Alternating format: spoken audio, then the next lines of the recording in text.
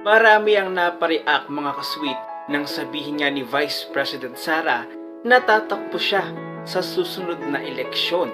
Pero hindi naman niya sinabi kung saang posisyon. Pero nga nabanggit niya na mukhang hindi na o maaaring hindi na tumakbo ang kanyang kapatid na si Mayor Baste o maging si Pulong Duterte.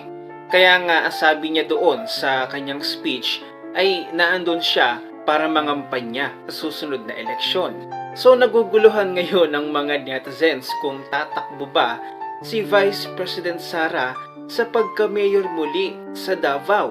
Kasi nga hindi na nga tatakbo ang kanyang mga kapatid. Paano ang kanyang pagiging Vice President Sara? Iiwanan niya ba ito? Mag-resign ba siya? Well, ito panoorin natin yung video at yung translation mismo sa mga sinabi ni Vice President Sara.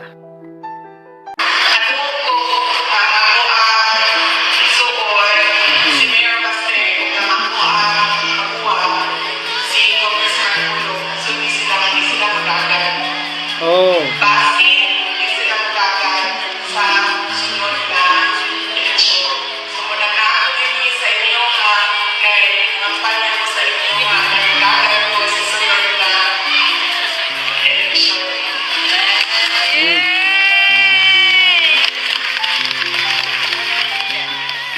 So, base nga sa inyong mga narinig at nabasa ay hindi na nga tatakbo ang kanyang mga kapatid. Sino na ang tatakbo doon sa Davao? Kaya nga labis na naguguluhan at nalilito na ang mga netizens. Ano na naman ba itong pakulo ng mga Duterte? At pinag-iisip na naman ang kanyang mga kritiko, ang mga kalaban. Well, ito nagbigay pa ng kalituhan at nakukumbinsi na ang mga netizens sa isang post ng isang netizen nito. Ang sabi niya, tatakbong pagka-mayor ng Davao si VP Inday Sara kung hindi natatakbo ang kanyang dalawang kapatid ngayong 2025. Mas mabuting ibigay na lang natin sa mga tambalostos ang ating bansa. Nakakapagod na din. Naaawa na ako sa mga Duterte. Tingnan lang natin kung anong mangyayari sa ating bansa kung wala ng Duterte. Tama ang desisyon ni VP Inday Sara. Bumalik na lang siya sa Davao. Hindi naman talaga niya gustong maging VP. Ang gusto lang niya ay manatili sa Davao. Pero yun nga, nabudol siya. Kaya suportahan natin ang desisyon ni VP Inday Sara. At ito nga ang ibang version naman ng kanilang interpretasyon ng mga netizens at ng kanyang mga taga-suporta. Sabi ng isa, she said she heard Baste and Pulong won't be running anymore. So siya na lang ang tatakbo sa next elections. My question is, until when? Pagka-mayor and congressman ni Baste and Pulong? Sa 2025 ba? If so, kung tatakbo siya either mayor or congresswoman, so bibitiw siya as VP sa 2025 kasi ang aga naman to say tatakbo siya as president sa 2028. Hoy, mukhang may punto kasi nga 2024 pa lang. So, ang paghahandaan talaga ay ang midterm election. So, possible, may punto itong nagsabing ito. Sabi pa ng iba, she's running in 2025 as mayor of Davao City. Pinangunahan niya na agad si VP Inday. Ito pang sabi ng isa, delikado yan. Should Inday run and vacates her VP position, the new VP will be chosen by President. Nung na-oust si Erap, GMA chose her VP. Pwedeng mag-nominate si BBM from Senate or Congress ng Vice President candidates niya. So, pwede niyang i-nominate si Tom B. So, talagang mapapaisip ka. Kasi nga, si Vice President Sara is currently the Vice President of our country.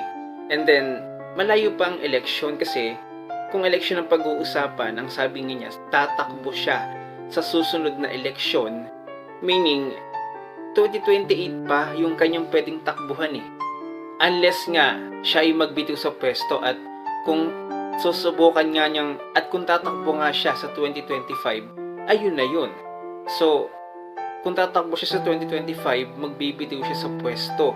Pero hindi nga natin alam kasi nga, hindi naman siya nagdeklara ng posisyon ng kanyang tatakbuhan at hindi siya nagdeklara ng taon ng kanyang tatakbuhan. Ang sabi niya, basta next election. So it can be 2025 or 2028, basta next election. Well, eto, nagbigay naman ng mensahe ang kanyang ama, si dating Pangulo Rodrigo Duterte. Panoorin natin. Lastly po, sir, message niyo po sa anak niyo si Bibi Inday na talagang grabe ho ang atake sa kanya nitong mga nakarang araw. Grabe Ano po message talaga. niyo kay Bibi Inday? Sabi ko nga kay Inday, ako magprangka ako. Kaming mag-ama. Sabi ko, Day, dumaan ako dyan sa presidente. Pardon my statement this time. Sinabi ko sa anak ko, wala kang makuha dyan, wala kang mapala. Trabaho ka lang every night, magdating yung papeles na ganun. Matapos ka sa opisina alas 10, alas 9, alas 11. Magkain ka tapos hindi mo daw pirmahan. May pirma yan doon sa tao na ano mo yung executive secretary whom you trust.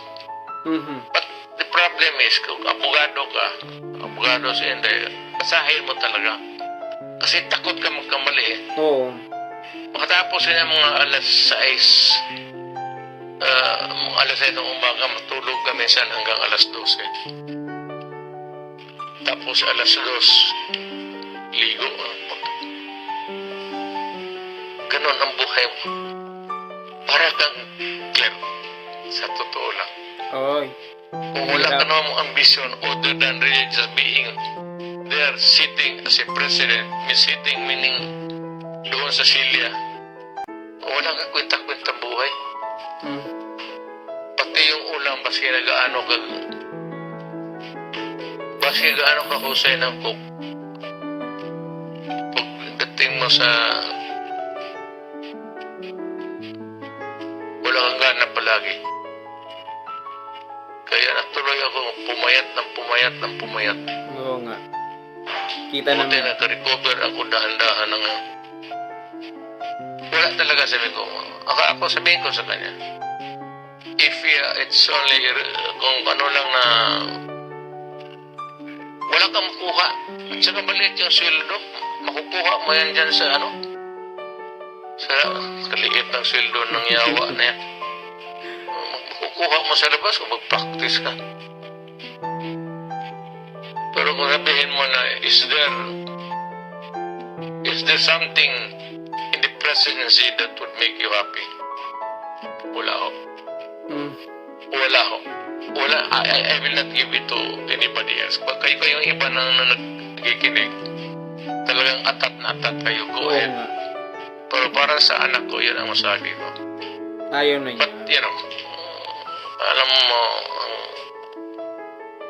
buhay sa kung ano may swerte niya, I will support her. Whatever that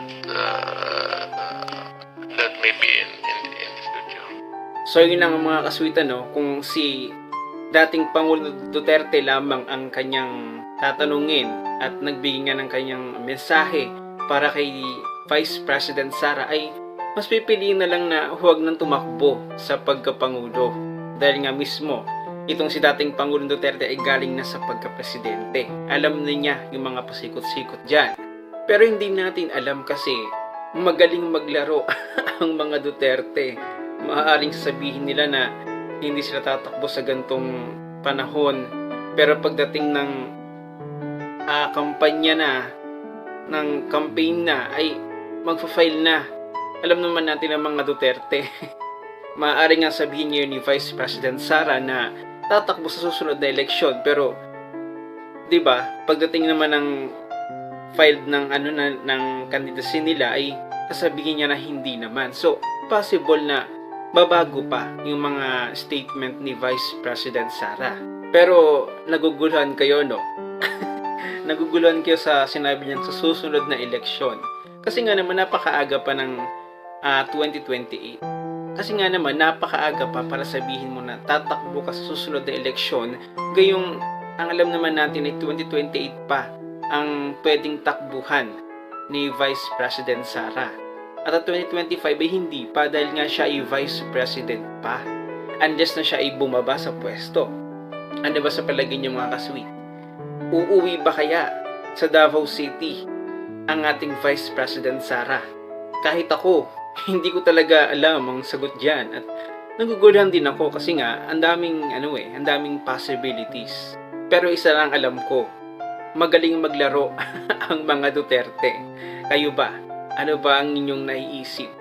Abay mag-comment na dyan sa comment section at kung bago ka pa lamang sa aking channel, abay mag-subscribe na at huwag nang kalimutang i-share ang video na ito para sa marami pang updates.